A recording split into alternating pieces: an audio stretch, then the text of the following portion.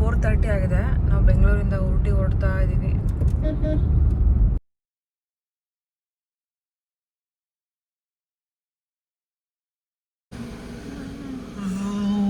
ಇವನ್ನೆಲ್ಲ ಖಾಲಿ ಮಾಡಬೇಕಿತ್ತು ಕಣೆ. ಇವಾಗ ಆಲ್ಮೋಸ್ಟ್ 6:30 ಆಗಿದೆ. ಇವಾಗ ಟಿಫನಿಗೆ ನಿಲ್ಸಿದ್ದೀವಿ ಚನ್ನಪಟ್ಟಣದಲ್ಲಿ.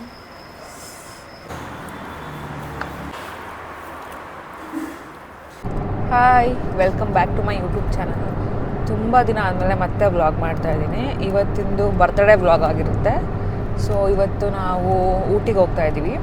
ಸೊ ನಾವು ಮನೆ ಬಿಟ್ಟಾಗ ಟೈಮು ಆಲ್ಮೋಸ್ಟ್ 4:30 ಆಗಿತ್ತು. ಇವಾಗ ಮದ್ದೂರಲ್ಲಿ ಟಿಫನ್ ಮಾಡಿಕೊಂಡು ಇವಾಗ ಬಂಡೀಪುರದ ಮೇಲೆ ಊಟಿಗೆ ಹೋಗ್ತಾ ಇದ್ದೀವಿ.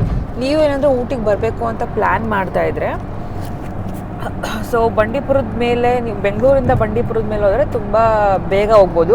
ಆಲ್ಮೋಸ್ಟ್ 5 ಅವರ್ಸಲ್ಲೆಲ್ಲ ಈ ಊಟಿನ ರೀಚ್ ಆಗ್ಬೋದು. ಬಂಡೀಪುರದ್ದು ಟೈಮಿಂಗ್ಸ್ ಏನು ಅಂತಂದರೆ ಮಾರ್ನಿಂಗ್ 6 o'clock ಓಪನ್ ಆಗುತ್ತೆ, ನೈಟು 9 o'clock ಕ್ಲೋಸ್ ಆಗುತ್ತೆ ಗೇಟು. ಸೊ ಅದು ಬಿಟ್ಟು ಬೇರೆ ಟೈಮಲ್ಲಿ ಹೋಗ್ತೀರಾ ಅಂತಂದರೆ ನೀವು ಸುತ್ತರ್ಕೊಂಡು ಹೋಗ್ಬೇಕಾಗತ್ತೆ. ಅವಾಗ ಆಲ್ಮೋಸ್ಟ್ 10 hours ಏನೋ ಜಾಸ್ತಿ ಆಗುತ್ತೆ. ಸೊ ಇವತ್ತಿನ ವ್ಲಾಗು ಏನಕ್ಕೆ ಇವಾಗ ತುಂಬ ದಿನ ಸ್ಟಾರ್ಟ್ ಮಾಡ್ತಾ ಇದ್ದೀನಿ ಅಂತಂದರೆ, ಸೊ ನನ್ನ ಹಸ್ಬೆಂಡು ನನಗೆ ತುಂಬ ಇನ್ಸ್ಪೈರ್ ಮಾಡ್ತಾ ಇದ್ದಾರೆ. So you have what it takes to do a YouTube channel and all that ಅಂತ. ಸೊ ಅದನ್ನು ನಾನು ಬರ್ತ್ಡೇ ಸಹ ಮತ್ತೆ ವ್ಲಾಗ್ನ ಸ್ಟಾರ್ಟ್ ಮಾಡ್ತಾ ಇದ್ದೀನಿ. ಸೊ ಇನ್ಮೇಲಾದರೂ ಕನ್ಸಿಸ್ಟೆಂಟಾಗಿ ಇರೋದಕ್ಕೆ ಟ್ರೈ ಮಾಡ್ತೀನಿ, ನೋಡುವ. ಆಮೇಲೆ yeah that's it. So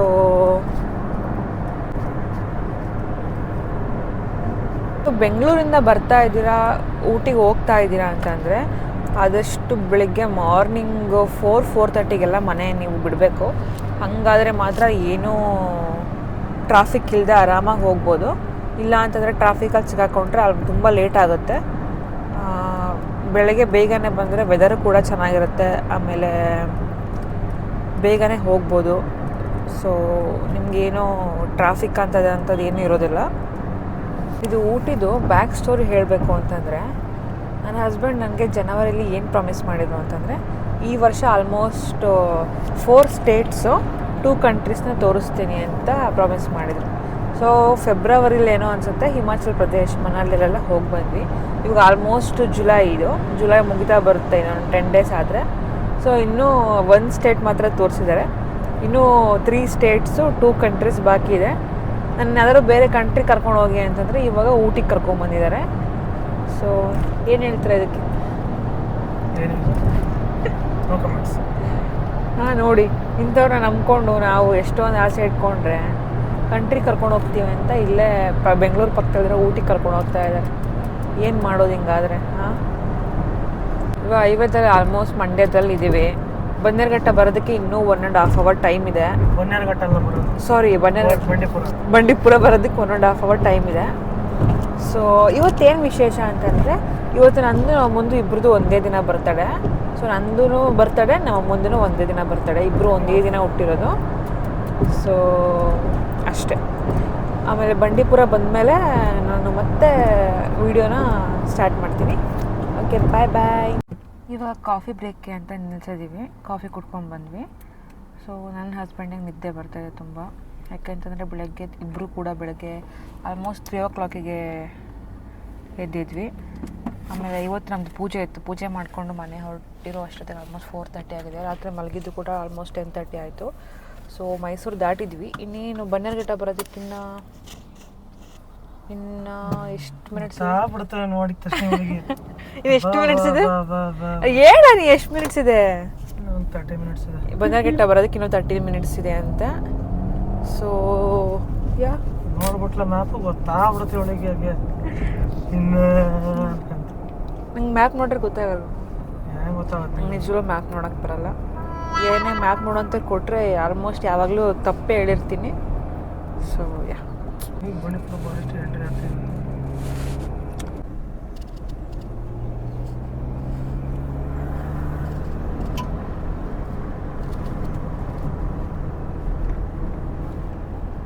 Not be responsible for attack by elephant. ಆನೆ ಬರ್ಬೇಕೀಗ.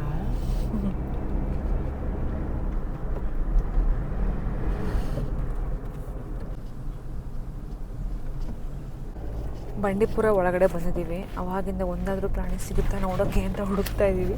ಒಂದೂ ಪ್ರಾಣಿ ಸಿಗ್ತಾ ಇಲ್ಲ. ಸೊ ಲಾಸ್ಟ್ ಟೈಮ್ ಬಂದಿದ್ವಿ, ತುಂಬ ಜಿಂಕೆ ನೋಡಿದ್ವಿ. ಅನೇ ನಾನು ವಿಡಿಯೋ ಮಾಡ್ತಿದ್ದೀನಿ, ಅದರ ತೋರಿಸ್ಬೇಕಾನೆ. ಆಮೇಲೆ ಮತ್ತೆ ಅದು ನೋಡಿದ್ವಿ, ಮಂಗಗಳು ಸಿಕ್ಕು ಒಂದು 2-3. ಅದು ಬಿಟ್ಟರೆ ಒಂದು ಕೋಳಿ ನೋಡಿದ್ವಿ. ಅದು ಬಿಟ್ಟರೆ ಇನ್ಯಾವ ಪ್ರಾಣಿನೂ ಸಿಕ್ಕಿಲ್ಲ. ಜಿಂಕೆ ಒಂದು ನೋಡಿದ್ವಿ. ಆಮೇಲೆ ಆನೆ ಹೋಗಿರೋ ಎಲ್ಲ ಏನಂತಾರೆ ಅದಕ್ಕೆ ಸೂಕ್ಷ್ಮತೆಗಳು ಕಾಣಿಸ್ತಿದ್ದಾವೆ, ಬಟ್ ಒಂದು ಆನೆ ಕಾಣಿಸ್ತಿಲ್ಲ. ಹಿಂಗಿತ್ತು ನೋಡಿ ನಮ್ಮ ಬಂಡೀಪುರ ಕಾರ್ ಸಫಾರಿ.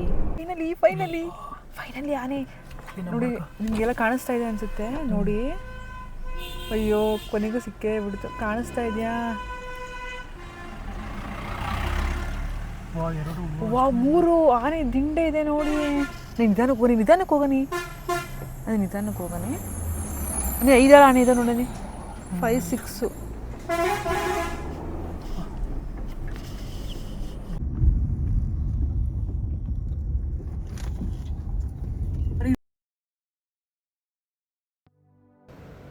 ನಾವು ಊಟಿಗೆ ಬಂದಮೇಲೆ ಫಸ್ಟು ಹೋಗಿದ್ದಂಥ ಪ್ಲೇಸೇ ಬೊಟಾನಿಕಲ್ ಗಾರ್ಡನ್ನು ಮತ್ತು ರೋಸ್ ಗಾರ್ಡನ್ ಅಂತ 2 ಗಾರ್ಡನ್ ಇದೆ. ಸೊ ನಾವು ಒಂದು ಮಾತ್ರ ಚೂಸ್ ಮಾಡಿದ್ವಿ, ಯಾಕೆ ಅಂತಂದರೆ 3 ಡೇಸಲ್ಲಿ ಎಲ್ಲ ಅದನ್ನು ಕವರ್ ಮಾಡಬೇಕು ಅಂತ. ಸೊ ಫಸ್ಟ್ ನೋಡಿದಂಥ ಗಾರ್ಡನ್ನು ಬೊಟಾನಿಕಲ್ ಗಾರ್ಡನ್ನು. ಸೇಮ್ ನಮ್ಮ ಬೆಂಗಳೂರಲ್ಲಿ ಲಾಲ್ಬಾಗ್ ಯಾವ ಥರ ಇದೆಯೋ ಅದೇ ಥರ ಇದೆ, ಬಟ್ ಇಲ್ಲಿ ಫ್ಲವರ್ಸ್ನು ಕೂಡ ತುಂಬ ನೋಡ್ಬೋದು. ಗ್ರೀನರಿ ಎಲ್ಲ ತುಂಬ ಚೆನ್ನಾಗಿದೆ.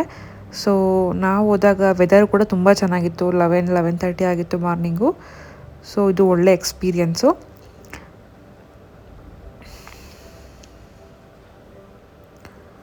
ಇದು ಎಂಟ್ರಿ ಫೀಸು 50 ರೂಪೀಸ್ ಇದೆ ಪರ್ ಪರ್ಸನ್ ಅಡಲ್ಟ್ಗೆ.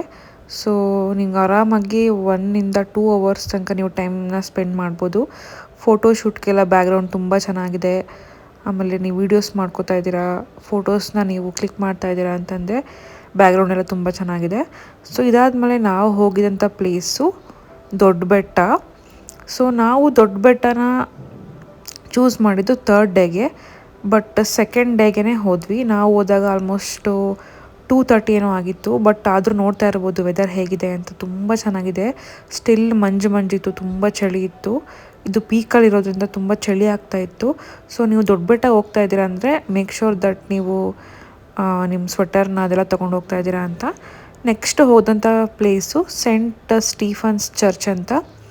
ಹೊರ್ಗಡೆಯಿಂದ ಔಟ್ಲುಕ್ ತುಂಬ ಚೆನ್ನಾಗಿದೆ. ನಾವು ಹೋದಾಗ ಯಾರೂ ಬಂದಿರಲಿಲ್ಲ, ಯಾಕೆಂತಂದರೆ ನಾವು ಹೋಗಿದ್ದು 4:30 ಆಗಿತ್ತು. ಸೊ ಇದು ಕೂಡ ಅಷ್ಟೇ, ಪ್ಲೇಸ್ ತುಂಬ ಚೆನ್ನಾಗಿದೆ.